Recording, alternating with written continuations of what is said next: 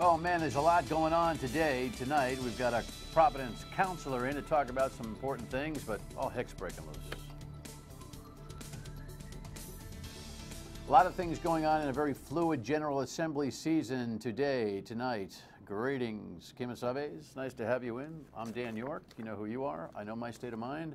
I'll check in on yours. You can tell me about it on the segment known as Your State of Mind. Everybody good? Nice, hot, sweaty summer day, pre-summer day. When we were complaining about 3 to 6 inch snowstorms every other day, we were praying for a day like this. So no complaints. To the rundown we go. So much to do, so little time to get it done. Who am I? What did I do? I'm not sure. I have 31 months in the federal pen to figure it out. What a scene today. Here's the headline. Gordon Fox, the former Speaker of the House, finding himself on the courthouse steps. I almost threw up. You might too. Thank you. Moments after a judge agreed to a plea deal sentencing former House Speaker Gordon Fox to 3 years in prison, Fox leaves federal court apologizing to the people of Rhode Island. But I need to work on whatever drove me to do this, not repeat the conduct. But first I have to, as I did today and I've done before, accept responsibility for it, apologize, as hollow as that may seem to a lot of Rhode Islanders, to the people of Rhode Island, to my family, friends, supporters, to people who believed in me.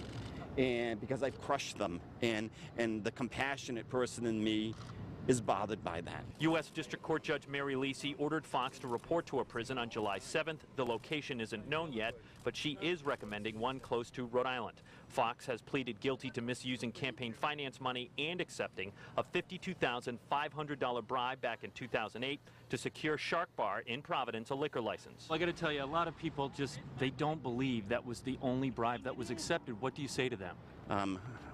The government has looked at me and looked at me and looked at me, and I think the government would not be in the position of bringing this case to closure if that were not the case. I think most Rhode Islanders are incredibly disappointed at times with certain public officials. Well, what we need to remember is that when they begin to resurface, or when then others sort of display the same kind of corrupt behavior, that first of all, we don't re-elect them to public office, and that those of us whose job it is to make sure that those people can't engage in that kind of behavior, or more importantly, are held responsible for it, continue to do our jobs. Yeah, Peter Nerona, the U.S. Attorney, is still taking whacks at Buddy Cianci there, if you can kind of read between his lines, and I get that. I had some people on the radio today saying, well, how come Gordon Fox got half of what Buddy Cianci did? Because Gordon Fox pled. And Gordon Fox actually waived some statute of limitations issues when it came to that Shark Bar thing. So that's why he's getting, half of what Cianci did. Not that Cianci's sentence ought to be any kind of measurement. I'll tell you, there's so much in that 6 or 7 minutes that Gordon Fox spent on the courthouse steps that I'm going to take some of it each night for the next week or so and offer you a little gem. I wish I had the time, but there's some really juicy stuff in there. The Christian in me wants to say, Gordon, God bless you, I forgive you. But the practical part of me says, don't bull a bull. In the meantime, while he was fielding the questions, one came up that all of a sudden he wasn't so fluent about. Gordon, 38 Studios, are you done talking about 38 I'm not commenting on 38 Studios. I'm not commenting on 38 Studios, because that, frankly, is the crime perpetrated on the people. We spend $12 million a year, feels like in perpetuity for crying out loud, paying off the bondholders on the $75 million principal for the loss on Kurt Schilling's project known as 38 Studios that he fixed behind closed doors, that he ran a stealth piece of legislation through and snuck it in. He is culpable for that, and there's been no criminal prosecution. The feds say, oh, we're not interested, and Peter Kilmartin, the Attorney General, is paralyzed by his conflicts of interest in it.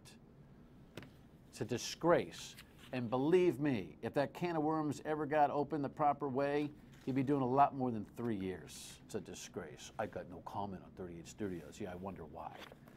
All right, moving on to some other matters here that have been really dominating the news cycle. Firefighters have been going after Jorge Elorza indirectly by bypassing him and going to the General Assembly. This is all about that legislation that calls for overtime pay for firefighters and police over 42 hours. Actually, police is 40 and firefighters over 42, average work week. It's a response to what the firefighters thought was a no more money demand to go from 42 to 56 hours in a platoon shift change from 4 to 3, proposed by Mayor Elorza with a deadline by June 30th. You following that? So Jorge Elorza had to, well, he had to more or less admit that he's got to pay these guys, and did so in a Senate hearing that we caught on WPR radio. The way that it's structured, if we go to the three platoon system, the work week will be 56 hours. Okay. The work week will be 56 hours, and so those additional 14 hours, so the idea is to pay regular time. Now, what the union is saying is that for those additional 14 hours, that we won't pay them anything. That's patently false. Look, as a matter of principle, if someone is going to work more hours, they deserve to be paid more, and I'm committed to paying them more. Right, so he had to make a public proclamation that he's going to do that, which is bad negotiating, but because he started in such a bad place, got way over his skis, the mayor did, he's now in a public fumbling position.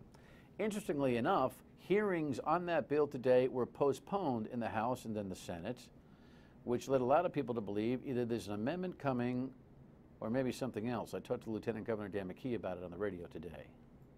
Stepping in and virtually injecting yourself into the negotiation on a local level, regardless of what it says, that's not going to be something that is going to be accepted in the municipal, with the municipal leaders. I don't believe. But let's take a look. You never know what they come out with. Right, now, here's what the rumor mill at press time. We record the show nightly in the late afternoon.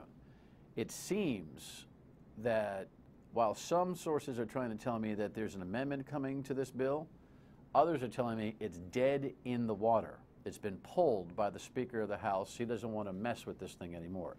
There was a gubernatorial veto being loaded up here. The governor was getting ready to do that at the behest of the lieutenant governor and all the mayors. So this is a fluid situation. We'll try to keep you updated on this as we go. Know that tomorrow night our program has already been recorded based on some scheduling issues, and Ken Block, who runs watchdogri.org and has a lot to say on the firefighter issue, opines about the ridiculousness of this proposed bill. The timing might be such that we're talking about a bill tomorrow night that is actually postponed. But if you watch the conversation tomorrow night, take the bigger picture from it, and that is, who are the General Assembly to even consider getting in the middle of these kinds of negotiations? So by Monday, we'll have a very clear picture about what's going on with this bill, I think. And that will be right in front of the major budget passage process in the late night at the General Assembly. Another story of interest that I just shook my head over. It's really a high-profile jam because Christy Ferguson is the one who's jammed up. Here's the headline.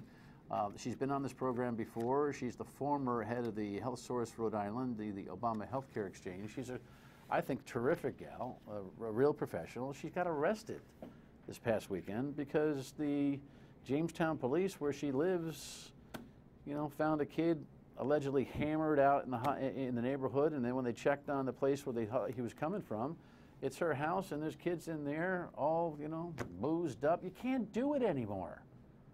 You can't do it anymore. You cannot allow your teenagers to get hammered at your house, or you lose yours. Face it. And it doesn't matter if you're John Smith, Christy Ferguson, Dan York, or whoever.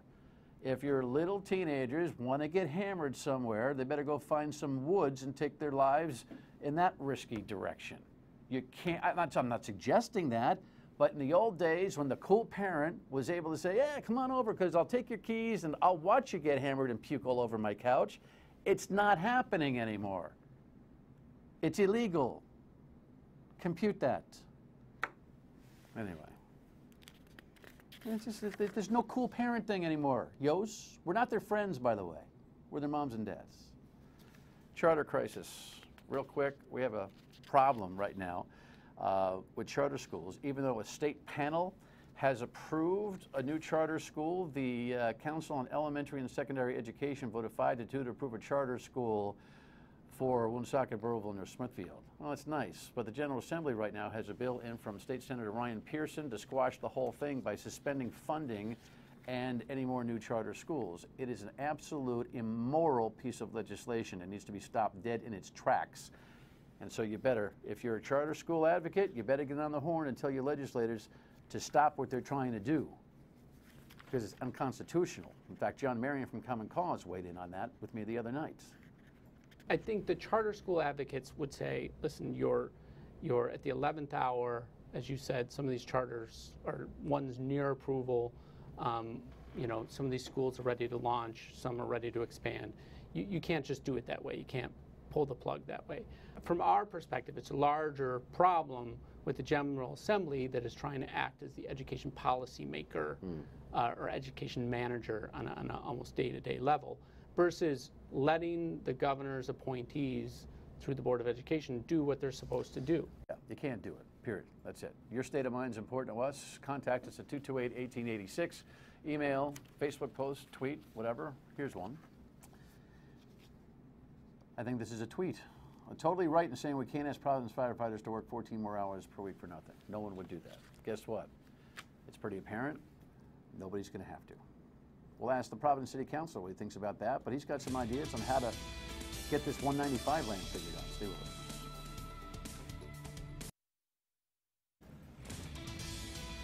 All right, so a couple of headlines of interest here. Take a look at the first one. The City Council split on special tax deals in Providence. This has been a real harangue. And then the second one put a little pressure on the whole situation when Senator Ruggiero decided, you know what, I'll write my own program on how to move the 195 land. David Salvatore is the councilman in Providence. He's been on this. Welcome. Nice to have you. Thank you, sir. Thank you for having me on. It's really funny with all the firefighter conversation. I'll get your take on that coming up a little bit. That's been the dominant Providence throb in the last few news cycles, but it wasn't too far long ago that we were talking about a Pawsock Stadium and what to do overall with how to get a rate card, my words, for investment in the 195 redevelopment area. You have been grinding away at that, so give me some perspective on what that project looks like right now. So as you know, the ordinance was introduced in November of last year. We had an incoming administration who was interested in learning more about what I introduced and some of the conversations that took place throughout the last year and a half relative to tax stabilization agreements, how we monitor them, enforcement, and what we can do moving forward to use them as a mechanism to spur economic development. Your ordinance said what? The ordinance stabilized taxes for the next for 15 years for any potential developer who is interested in developing on the vacant 195 parcels. It didn't pass. It didn't pass. I had a conversation with the incoming administration in December of last year, and it was the opinion of the majority of the Ways and Means Committee, which I'd shared, that we should afford the new administration the opportunity to review the ordinance. However, during that time, and throughout the mayoral elections, I made it clear that this was a time-sensitive issue. Okay, and I understand that administrations have to get their feet wet. However, we're almost 6 months in to the calendar year. This is a piece of legislation that should have been crafted, or my piece of legislation should have been. It's always such a listened, and then you know, it's a funky thing, David, when outgoing administrations say, you know what, hey, let's give it to the next guy. It depends on what the issue is. And what their pet project is. Sure. It's like sometimes my vision is so incredible as I go out, I have to, you know, leave a legacy. And sometimes I go, oh, I don't want to touch that one. I think you're right. I think it was time sensitive then. I think it's time sensitive now. We've got some infrastructure built on that property, but we have no business model for people to come in and say, without politics, this is what it costs to invest in the city. So where are we right now? Right now, a piece of legislation was introduced by the City Council leadership and the mayoral staff, which it's my understanding is going to be vetted next week. However, there is a Finance Committee meeting tomorrow night, or tonight, I'm sorry, and it's not on the Finance Committee agenda. What is the holdup? What are we waiting for? All right, so tell me about the Providence City Council politics. You know, are you on the A team or the B team? I'm on the B team. You're on the B team. So for the first time in my very short political career. You didn't vote for the current City Council president, who, by the way, can't count with his own finance forms? I mean, if you don't think, I'm guessing I won't get an argument from you on this, but if you don't think that outside potential investors don't take a look at a Providence city government with a city council president who's got $42,000 of fines and fees to a board of elections, who can't count and get his forms in on time, being an arbiter of multi-million-dollar deals or the tax involved in those multi-million-dollar deals, then you're whistling Dixie. Coupled with the state of the city's finances, and I know we're going to talk Hello. about that. And right. It's so listen. You know, Mr. Ponte seems like a good guy, but still, there seems to be no political pushback for the idea that he's incompetent on that level. Having said that, you've got some pressure with that second headline that I ran when the state senator said, you know what, you guys can't do it, we'll do it from the General Assembly. Tell me about what you thought about that. Initially, I said the General Assembly should not be involved in crafting local ordinance for the City of Providence. However, the City of Providence has not moved forward. It's 6 months into the calendar year. We haven't pushed a piece of legislation forward that would entice developers to either expand their businesses or move to the City of Providence and take advantage of that prime piece of real estate. This is a conversation that took place during the Providence City Council's initiative on economic development. It was the centerpiece of the recommendations that were brought forward.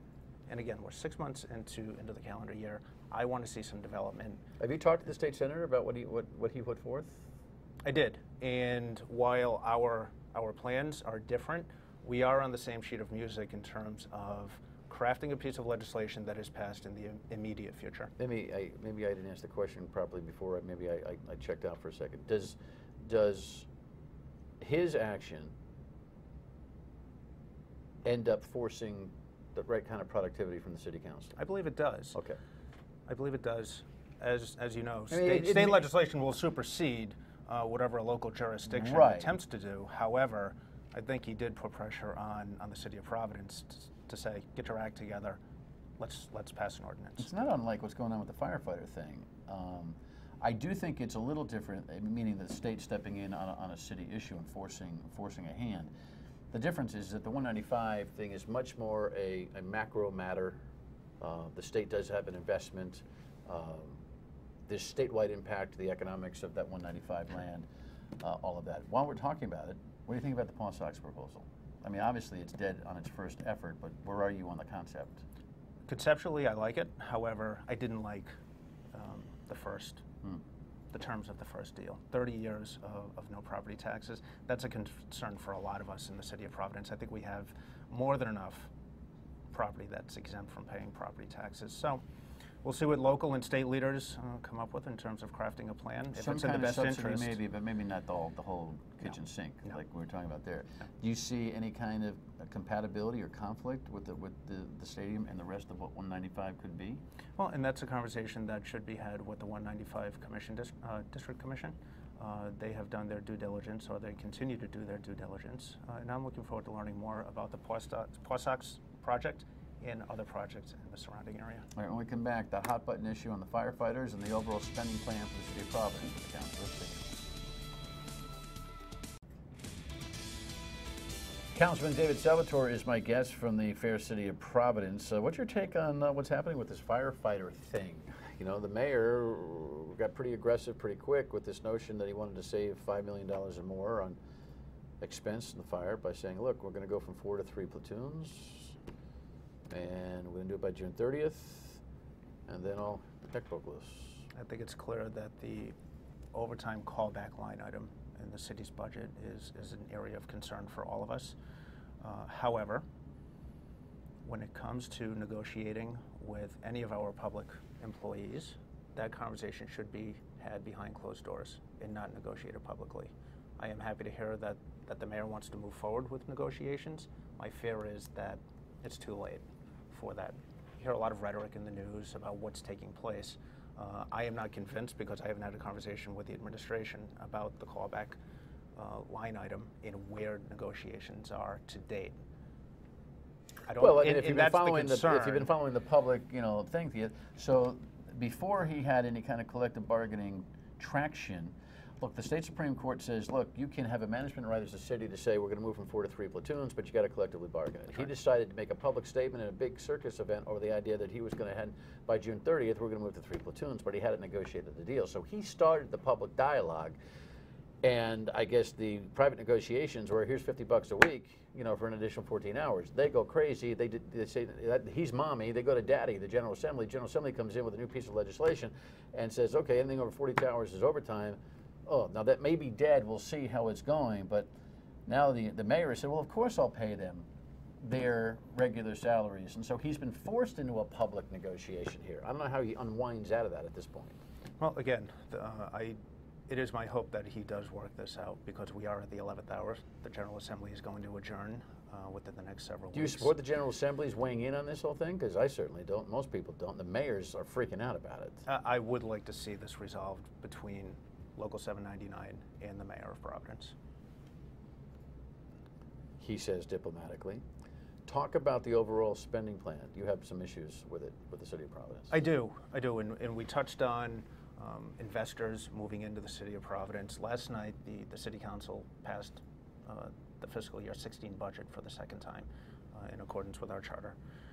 I do have concerns relative to what the overall picture looks like moving forward, and I think when developers look at the city of Providence, there isn't a strategy in place that addresses our fiscal concerns.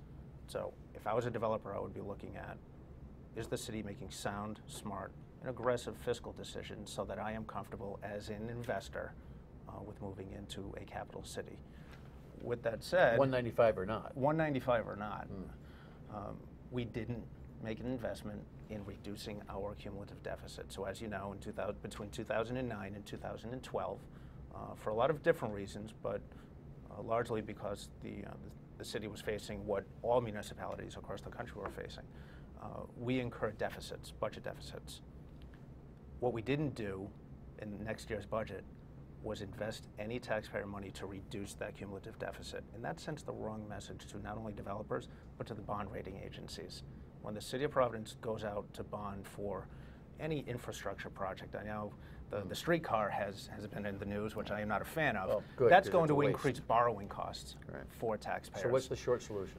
Short solution is, I think we take that $1.2 million that we promised to non-owner occupied landlords, and we reduce our cumulative deficit from $8.7 million to $7.5 million. That's important to all people in Providence. What's your evaluation of where the Category 5 hurricane is? That's what Mayor Tavares left us with, and now Mayor Halors is saying it's still whipping around. He hasn't thrown a number on it. Do you? I'm not going to place a number on it. However, I do believe that the city's finances have been stabilized over the last couple of years. That doesn't mean we don't have fiscal challenges. We do. We're talking about the firefighter callback number. That's a huge burden on the city's budget. And again, I hope that's resolved in the immediate future. You know, when the budget was introduced, it was nice to hear the mayor talk about some quality of life issues that are going to be addressed. Right. You know, tree trimming, street sweeping, but that's a very small percentage of our budget.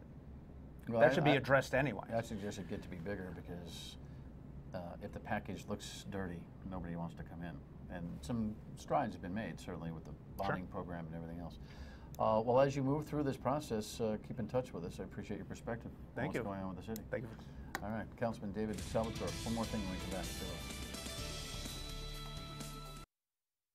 So we'll watch that firefighter bill closely. Again, Ken Block tomorrow night here on the show to talk about the ramifications of it. Matt Allen will be in for me on the Dan York Radio Show tomorrow at noon till 3 on WPRO, and he'll have the latest, and we'll be back here with you again, of course, at 7:30 and 11:30 each weeknight on MyRI TV. Thanks for watching. Good night.